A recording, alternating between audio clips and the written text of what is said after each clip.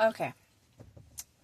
So, I I have a love-hate relationship when God humbles me.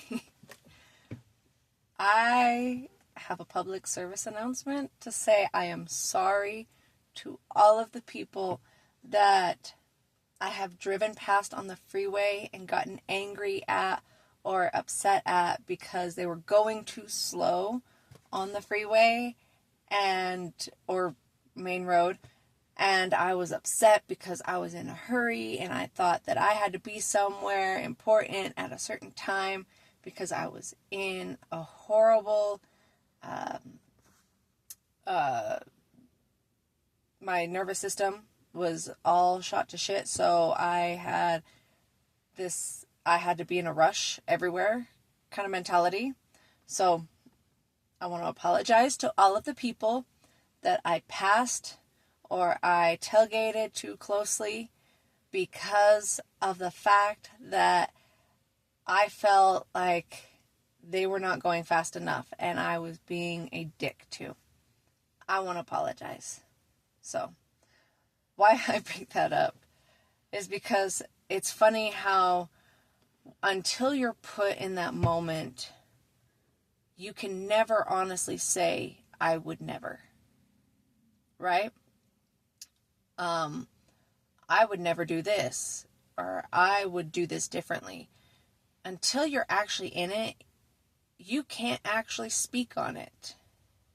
So I've had a lot of these growing up, and I again had one the other day, last night when Danielle and I went to our doctor appointment in Salt Lake, and because our car is overheating and I've still got to get it checked, because of the fact that we can't go too high of a speed or else it'll cause it to overheat, and because whenever we get into those moments where it is overheating and we got to pull over to the side, we cannot go. We can go maybe the speed limit, if that, when it comes to some of the highway and, even just on the main roads.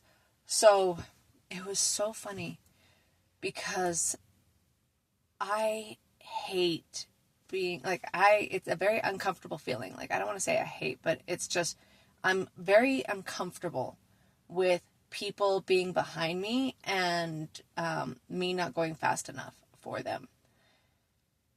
It's a very, very uncomfortable feeling to have people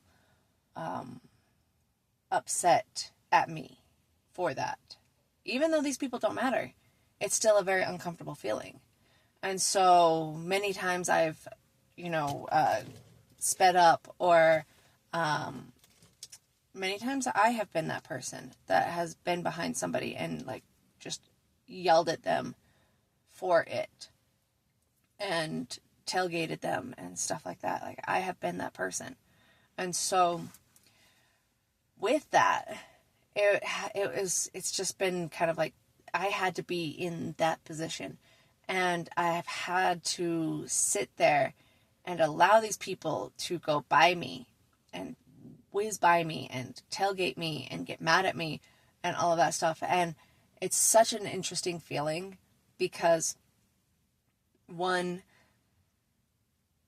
sitting in that moment and watching these people, go past me, I feel like I'm behind, it brings up that feeling of being behind, and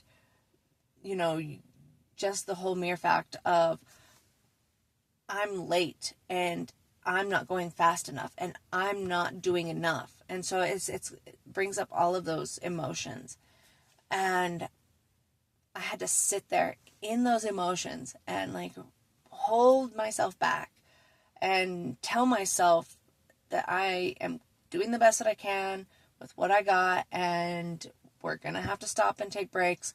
We have to accept the situation as it is, and it is what it is. It sucks. It feels uncomfortable, but at the same time, I'm already doing everything that I can. So allowing those emotions to really be felt and allowing myself to acknowledge those feelings. It's a very uncomfortable place to be. But it was so humbling sitting there in that moment, and I started laughing because I told Danielle on our way back, I was like, now I really understand what all of those people that have been going slow or go the speed limit probably feel like. Now I get an idea of what it's like. Kind of like when, before the relationship with my ex-husband, I thought in my head that if I was ever in an abusive relationship, well, I would just walk away. I wouldn't allow that to happen until I was in it. Until I personally was in that situation and I didn't do what I thought I would have done.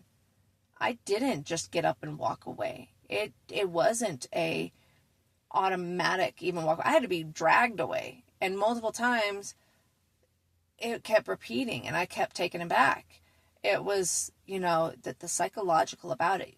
So I really try my best to keep my ego in check when it comes to situations like that. It's learning to see the ego and say, okay, I may think that I know what I would do in that situation, but I genuinely don't know because I've never had it happen before. So, and it's okay if in the situation you don't react or respond the way you think you would because you weren't prepared for it. It's a new situation. You don't have all the clues and all the pieces. So you can't honestly say what you would do. Kind of like how we all portray if we had a zombie apocalypse, I would do this. But we've never actually had one. And you cannot genuinely say you know what you would do in that situation until it actually happens. And then you're like, oh, okay. This is more severe than what I thought. So it's just funny how we kind of allow our egos to be in a certain place until we get humbled and get put in that position. And then we're like, oh, yeah, no, this is not what I thought it was going to be. So I love and dislike when I get humbled by God in so many different ways because it's like, ooh, that's what that feels like. Oh, okay. I didn't realize that it was going to be like this. Oh, okay. Thank you. Thank you for this feeling. I appreciate it because I asked for it because I opened my mouth and I thought the thoughts that weren't very good thoughts. But I just want to say in that regards that, when it comes to other people's situations, compassion is by far one of the best ways to go about things instead of ego and thinking that you know better or that you can tell someone what they should or shouldn't be doing because if you haven't lived it, then I feel like people shouldn't really speak about it. I mean, they can talk and ask questions and they can understand. And, if advice is given, then, be careful on the advice that you give. But personally, I feel like if you have lived it, then you have a little bit more grounds to be able to speak up about it and to really, give advice if it's wanted. Because no matter how deep I was in with my ex-husband, it didn't matter. I wasn't going to listen. I wasn't listening. I didn't want to hear it. I had my head in the sand and I wasn't going to do anything about it. And so it doesn't matter. Sometimes people just don't want to get the advice. And, if they're still going back, like, sometimes you have to cut those people off. And I speak from my own experience. If anybody that was my friend during that time, you should have just, like, walked away from me, I swear. Because I wasn't going to listen. Sometimes those friends, you're getting drained by trying to help them out over and over and over again, and still getting bit because of the fact that you're trying to help and you're overgiving. And I get that. I was that draining friend, and I'm not proud of it. I'm really not proud of it. I those are things that I apologize for at this, like, I've been trying to apologize for, is I don't want to be that draining friend. It should be an equal give and take. Should be where they're willing to listen and not constantly complain and complain and complain and complain and complain and not do anything about it. That's whenever it gets draining and it's time to cut ties. But if they're willing to listen, and if they're willing to work on it, and if they're willing to, change things, then that's fair. Then things can be fixed. Things can stay. But yeah, I wanted to share this situation because I felt so bad last night. And I feel like maybe now I could definitely own a Jeep Wrangler, just because I know that you can't go above, like, certain speeds. I don't remember what it was, like 55 or something like that, before it starts to get the shakes, like the wobbles. And so I'm like, you know what? I think I could do a Jeep Wrangler. I've always wanted a Jeep Wrangler. But then again, there's so many issues with them. Like, if I got an older one, I'd probably go with an older one. But, it's also a lesson in itself. The whole experience is to slow down and take the time to do things. Because trying to rush through something, trying to get it put together, trying to, like, push it out quickly, it makes things messy, and it makes things, like, even just with relationships, if you try and force a connection too quickly, it's not natural. It feels uncomfortable. So right now, the message in all of this that I'm sharing is, one, keep your ego in check and always be compassionate about situations. If you have no knowledge about about the situation, if you've never been in it before, then listen to understand. But don't be ego about it, telling people what they should and shouldn't do and how they should do it, and so on and so forth, if you haven't lived it.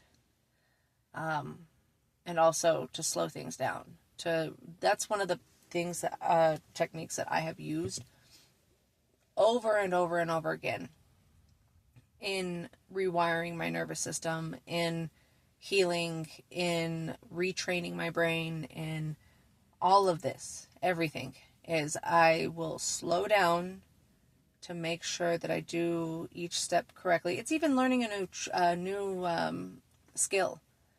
When I get to a new job, if I'm learning something new in a certain area, I slow down a lot to make sure that I get it right, in the right order, and done the way that works best for me. And then I can speed it up. So it's slowing down right now. Take your time, rest, especially because whenever you're rewiring your brain, nervous system, and all the above, then you need to take that time to rest, because it's exhausting. It is absolutely exhausting doing all of this. So don't try and rush it. Don't try and force it. And allow it to kind of just come naturally. And it will. So that's the message. There's 3 messages in there. I love that. Always threes. I love 3. But I have got to get back in because, it's that time again. It's time to go get back to work. So, I love you all, and have a beautiful, blessed day, because you are both beautiful and you are blessed, and I love you.